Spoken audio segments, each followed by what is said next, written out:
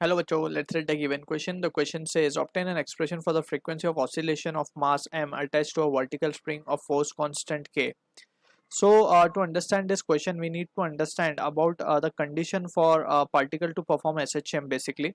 So यहाँ पे वो important condition है, that is f is equals to minus k. If any motion can be expressed in this type or in this expression we can say that particle will be performing an SHM.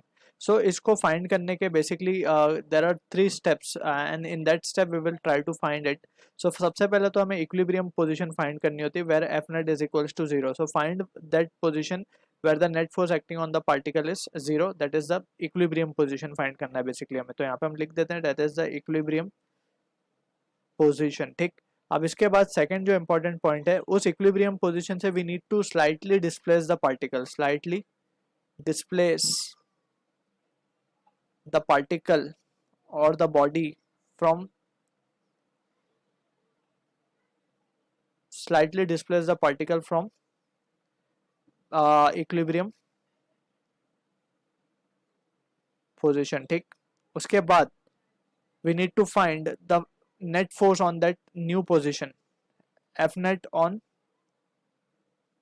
new position. और अगर वो net force हम express कर पा रहे हैं in the form of this, so we can say the particle will be performing SHM. Then the particle will be performing SHM. और अगर वो SHM perform कर रहा है तो उसका time period is given by the expression 2 pi under root of k by m by k. So यहाँ पे we need to be careful. ये जो टर्म हमने लिखा है के it is an SHM constant, right. So ये अलग अलग सिचुएशन में अलग अलग वैल्यूज हमें के की आती हैं. अभी यहाँ पे अगर कोई स्प्रिंग ब्लॉक सिस्टम होगा तो वहाँ पे स्प्रिंग का constant we can take it as to be the K. अगर हम किसी पार्टिकल को लेट्स से फ्लूइड के अंदर पुश कर रहे हैं या फोर्स दे रहे हैं from its main position, so in that situation वहाँ पे कुछ अलग फोर्स आएगी, के की कुछ अलग वैल्यू निकलेगी, राइट. सो अलग अलग सिंपल पेंडुलम में it comes something different. So that is the thing we need to keep in mind. अब यहाँ पे विल ट्राई टू एनालाइज के क्या आती है हमें के की value. So we can just put the value over और हमें टाइम पीरियड मिल जाएगा, टाइम पीरियड से हमें फ्रीक्वेंसी मिल सकती है, राइट. सो हम क्या करेंगे, सबसे पहले जो कंडीशन है we will try to analyse it sequentially. Let's say ये हमारा ब्लॉक है वो ऑफ मास एम. ठीक है. अब इनिशियली जब ये थोड़ा सा इसमें एक्सटेंशन आएगा उसके बाद ये रेस्ट पे आ जाएगा. सो रेस्ट पे जब ये आएगा सो ये लेट्स से स्प्रिंग में एक्सटेंशन आ गया एक्स नॉट का. हम मान लेते हैं कि स्प्रिंग अभी फिलहाल यहाँ आ गई है. ये कितना एक्सटेंड, लेट्स से हम फिलहाल मानते हैं कि ये अभी एक्स नॉट ये एक्सटेंड हो गई है. सो स्प्रिंग में जो फोर्स लगेगी वो लगेगी k x naught, right. And in this situation we can say कि M G will be balancing k x naught. ये हो गई हमारी इक्विलिब्रियम पोजीशन. अब इसको इस पोजीशन से हमें इसको डिस्प्लेस करना होगा, राइट.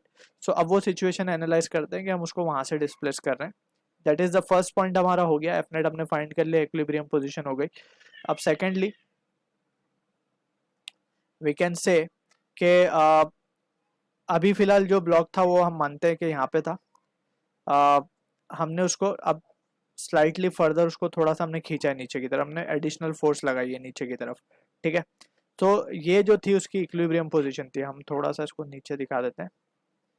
ये जो थी उसकी इक्विलिब्रियम पोजीशन थी या फिर मीन पोजीशन हम कह देते हैं, एमपी मीन पोजीशन थी. यहाँ से हमने उसको स्लाइटली खींचा है. कितना खींचा है उसको, अब हमने खींचा है उसको एक्स. ठीक है. तो यहाँ तक खींच लिया हमने उसको. अब ये ऊपर तक जाएगा और ये इस वी कैन से इतने रीजन में it will start to oscillate. ठीक है. So this is what the thing we need to understand. और सबसे पहले वी कैन सी कि अब जो टोटल एक्सटेंशन स्प्रिंग के अंदर आ गया होगा सो दैट विल बी के into x plus x naught, right. पहले से उसमें एक्स था, एक्स नॉट था, अब उसमें और एक्स हमने दे दिया तो टोटल एक्सटेंशन एक्स नॉट के बराबर आ गया के एक्स प्लस एक्स नॉट के. अब यहाँ पे हम लिख सकते हैं इन दिस सिचुएशन फोर्स जो है basically that will be in the downward direction. So in this situation we can write f will be equals to mg minus of kx minus of kx naught, right. अगर हम ध्यान से देखें तो kx naught तो हमारा इस expression से mg है. सो यहाँ से रिजल्ट आएगा माइनस kx. सो यहाँ पे हम देख सकते हैं ध्यान से कि f is coming out to be यानी कि net force basically, to be precise this is the net force. So हमें net force of the order जो हमें चाहिए थी वो मिल चुकी है. तो it is an S H M, right.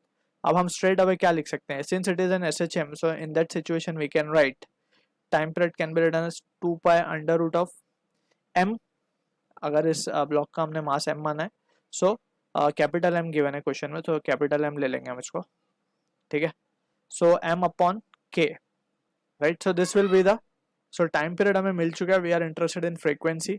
So यहाँ पे अब हमें ध्यान रखना होगा k is the force constant या स्प्रिंग कांस्टेंट, राइट, सो यहाँ पे SHM कांस्टेंट अब स्प्रिंग कांस्टेंट बन जाएगा।